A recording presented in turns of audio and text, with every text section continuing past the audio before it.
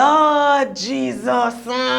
Welcome, brothers and sisters, saints and sinners, to another episode of the Frayko. Is a lot that is happening in St. Kitts and Nevis. If you think we lie, check out the episodes of What the F SKN and this one's from the season so far. I'm your host, your favorite Rasta, Sister Nikolae. So let me set the foundation, or rather the lack thereof, for November the 14th to the 20th. Literally, 1 year ago, CCM had a groundbreaking ceremony to build some homes. It ain't the one we talked about in episode 6, eh? This is a different one in Hard Times, Gingerland. Maybe it's Hard Times CCM and for true because they clear the land only for the bush to grow back again. And maybe they have a problem constructing things as well because the hospital expansion ain't complete yet. Since 2017, they building it and the cost keeps climbing. Anyways, it seems that CCM has found itself under the hammer this week. Remember, the party launched their new candidate, Latoya Jones? Now, how do we say this without sounding nigger house? You know what? We'll just let the mother tell you about it. Is one word you got for. One, she went with a married man. Let me tell you something. That is your best shot. Billions upon billions go with married men. Married men are not human. Married women are not human. So if you're unhappy and you are in a relationship and you're married, what are you going to do? You find a next man or find a next woman? So your sin, her sin is greater than your sin. All sin and come short of the glory of God. You know, no? She won't be the first and she won't be the last. She won't be the first and she won't be the last. But the good look about it, the same married man, no dragger. What you do? Up. She climbed the ladder. Look at the negative and see what comes out of it if it is not positive. Senator, Deputy Speaker of the House, Mark Special Advisor, your mama over the $9,000 where she get. And no far you get $9,000 and not do shit in the NRP government. And I'm going to call some names tonight. Of all people. As all people. And Mr. D of all people. What they have done for the young people of Nevis. Show your achievement. Let's go. It's a messy backstory, as some would label it. One the people would bring up to try to paint her in a seemingly bad light. But of course, this screams nepotism. She manages the PS in the Premier's ministry, so she get a big position. If she making close to 10K, it begs the question of the advisement she giving the Premier. And to put the last layer of Pope on this seeming shit cake, here comes Mark in a pellucidly clear response, saying that NRP's Dr. Patricia Bartlett could only talk to animals at this press conference, no less. Because the kinds of pronouncements that Dr. Bartlett comes up with. I mean, I know she's a vet, and so she has spent a lot of years not having to communicate with humans. So I don't know if that has affected her ability now that she's seeking to communicate with human beings. Right? Because, you know, dogs and cats, I suppose, they communicate with her in a different way. I don't know. But those skill sets you can't necessarily take now and apply to humans. You're now talking to humans. And humans have a brain and they're going to ask questions. Like, well, why you say that? And what you mean by that? And how come you just discover certain things? Because we are not talking about youngsters. If you were dealing with people, Miss Budgeon, who had just come out of sixth form or just finished university, and you would say, well, You know, these are young people. They're on the road. They've just started out. We're talking with retirees and people who are now in the later stages of their lives. Miss Dr. Bartlett is over 60 years old. She's had a full career.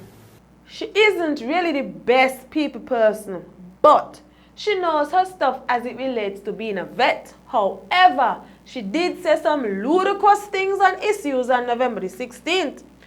But let's sit down and dissect this.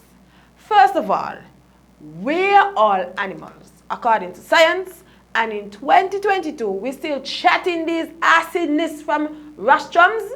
That style of politics is dated. In Money Matters, since PM just spoke about Bitcoin becoming legal tender by March 2023, he had to cement it in that it's conditionally body. But juxtaposing that with the fall of FTX, what does this mean for SKN? And ECCCB warning people to they put out a statement over the weekend. Let's hear this from Dr. Terrence Martin, Associate Professor of Finance at the Winston-Salem State University.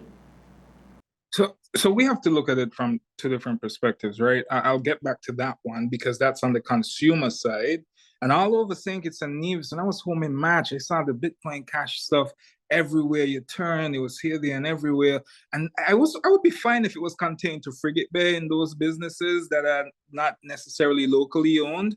But when you're talking about locally owned, young entrepreneurs, small business people who depend on this livelihood, and they're accepting payments in Bitcoin Cash, and they're being encouraged to accept payments. Yes, it's faster. Yes, the fees might be lower.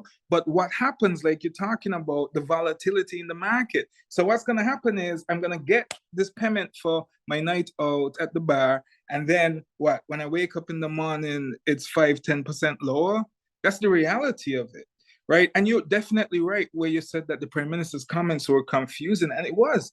How do you welcome dialogue and then give a 3-month timeline to execute said dialogue after said dialogue? Like, where's the due diligence in this process? We're going into budget debates. We're going into the Christmas holiday season, which is our carnival season. When will they have time to even do thorough due diligence? So 2 things. Will I recommend going into crypto? Yes. Will I recommend going into BCH? No. Why? And this is my opinion.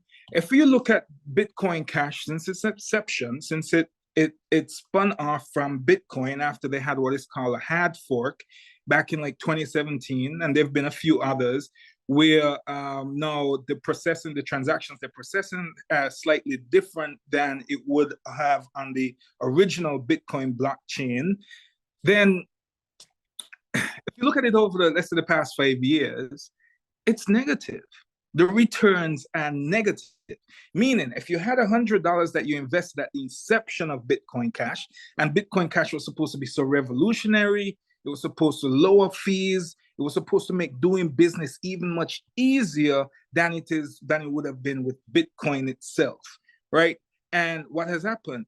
The returns are negative. You would have lost money. You invested $100 from the start, you probably have like, what, last time I checked, $17 today. If you adjust for inflation over those 5 years, you had no money left. Your money would have been gone had you invested from the inception. Has it had periods where it's made money? Sure.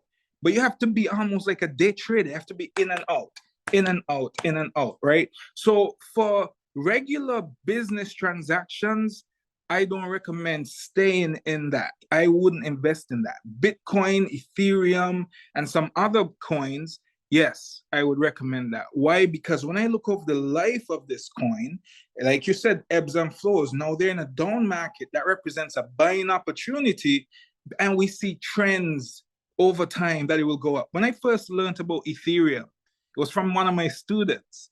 And he was so happy to come and say, hey, Dr. Martin, I know something you don't know. And I was like, what do you know? And he told me go invest in Ethereum. And like a dumbass, I didn't invest in Ethereum, and it was $60.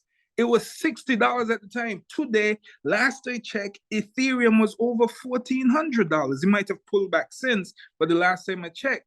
from 60 to 1400. It was trading at about 1230 1200, on okay. Monday.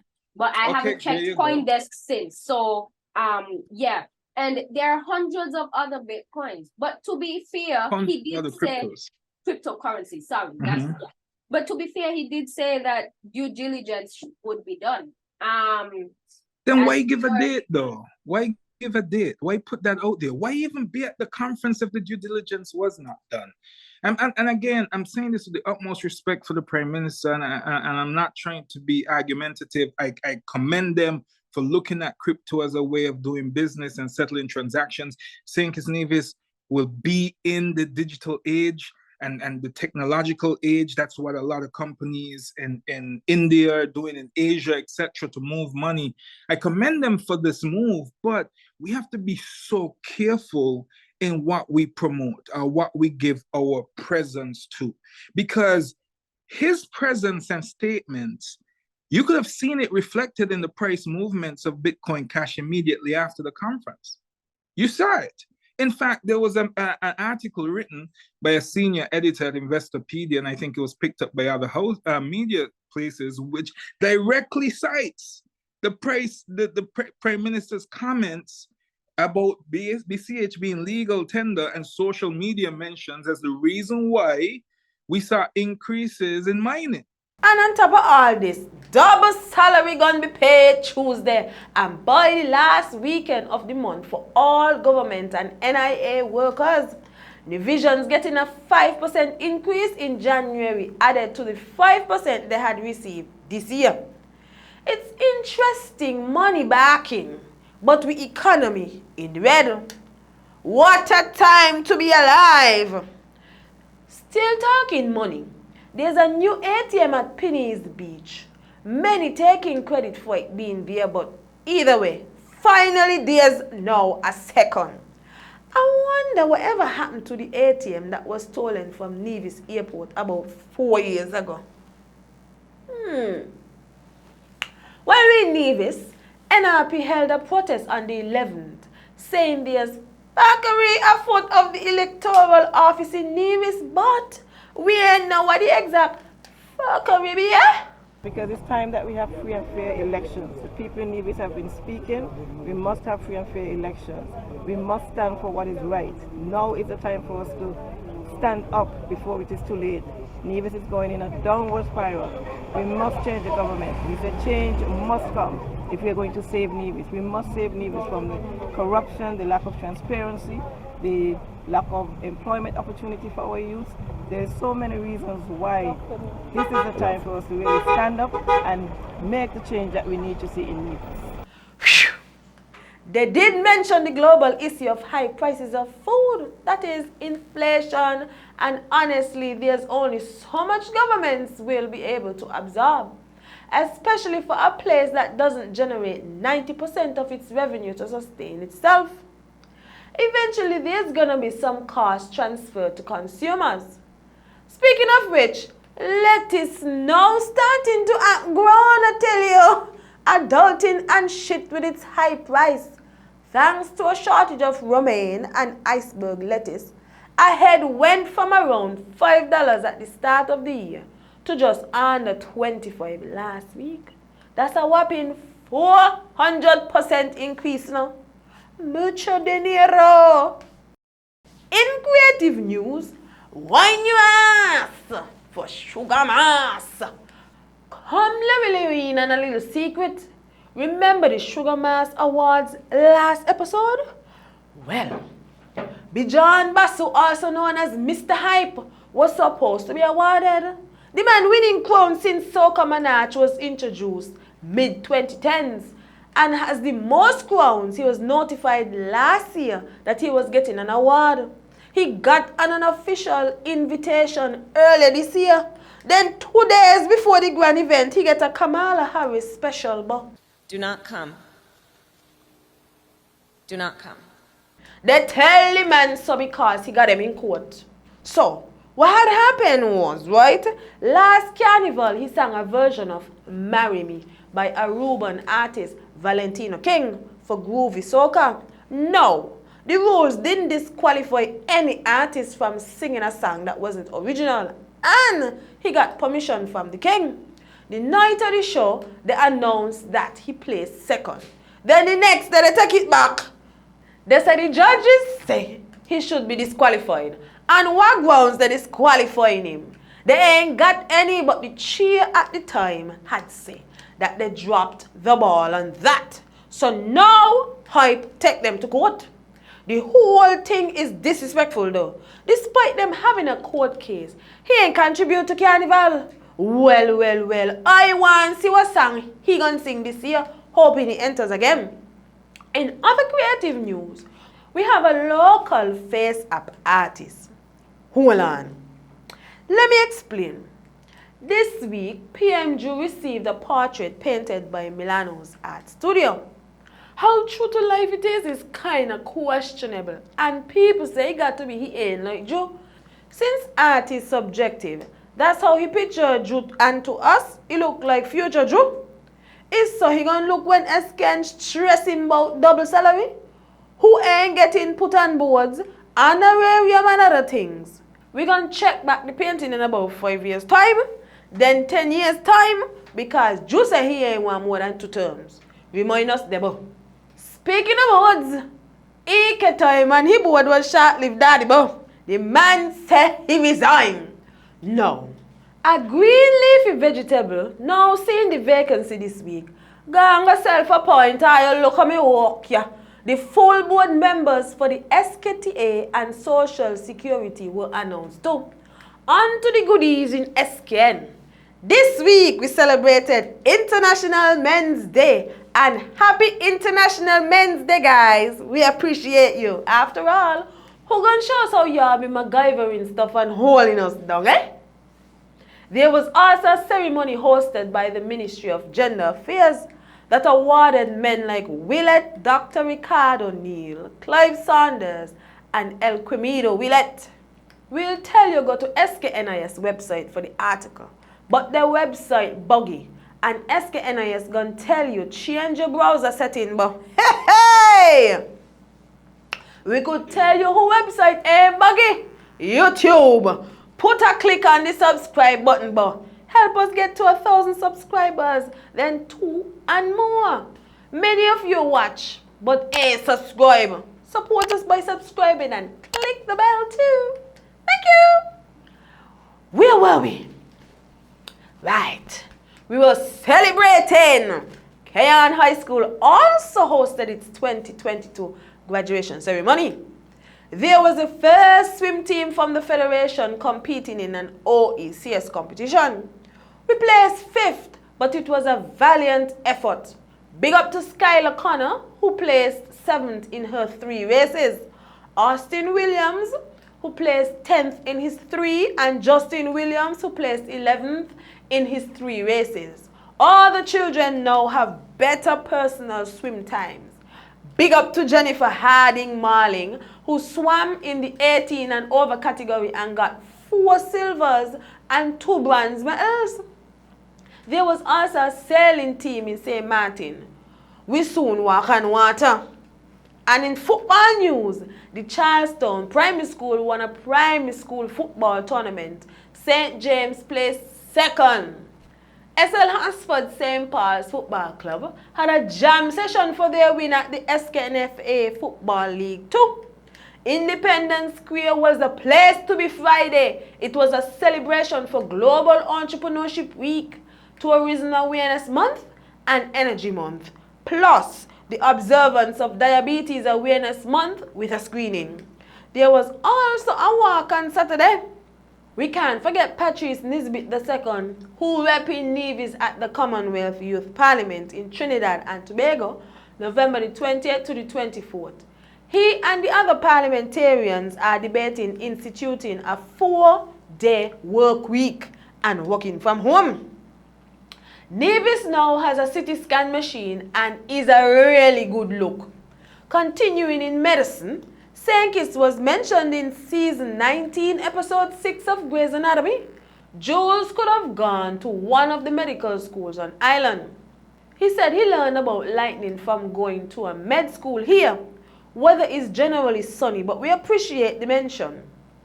Let me shift over and get a little walk up there, whining we ass for sugar mass. More troops and bands pushing forward. Beach Bums by Barry's was launched. DFX announced their lineup, which includes Tea and Winter, the reigning soca monarch from Antigua and Barbuda. Fun Vibes is rumored to be excluding themselves, and Ultra Carnival was sold out in less than 48 hours. The least expensive costume that we saw at the time was $1,600. Esken people clearly making it rain. The Swimwear Contestants were also launched. Ambassador number 1, Acalia Harrigan. Ambassador number 2, Nevilla Douglas. Ambassador number 3, Kellen Gale. Ambassador number 4, Toriana Freeman. You should definitely be here for Sugar Mass 51. And with that, brothers and sisters, saints and sinners, in the world of illustrious mention, we gotta leave, we gotta go. Check out our other episodes here. And content from Taboo Talk here. I am your host, your favorite Rasta, Sister Nikolae, and I thank you. Toodles!